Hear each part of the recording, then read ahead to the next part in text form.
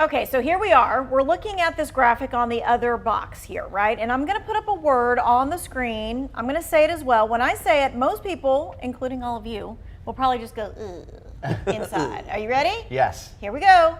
The word is will, as in my last will and testament. yeah. You got that feeling, right? Yeah. Why is that?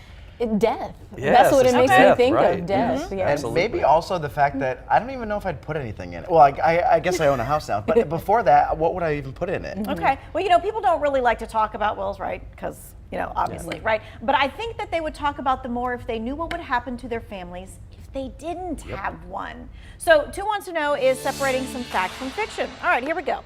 If you are married and you die without a will, your spouse automatically gets everything. Is this fact or is this fiction? Now listen. Under North Carolina law, that doesn't happen. If you have children, your estate is shared with your children. If you have parents and you don't have children, it's shared between your spouse and your parents. And often that is not what people want. And often it really creates a nightmare because if there's minor children involved, then the court's involved.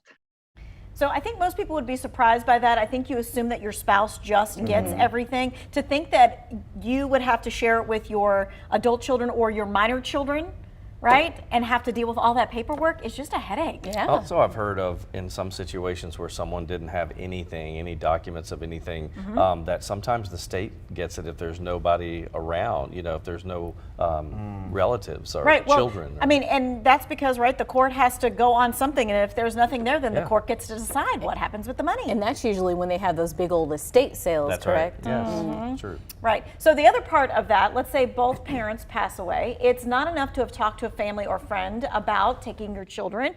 If it's not in the will, the courts get to decide who gets your children. And any family member can make a claim. So let's get to another fact or fiction. Here it is. Nothing can be settled really in less than 4 months, but many estates will take a year.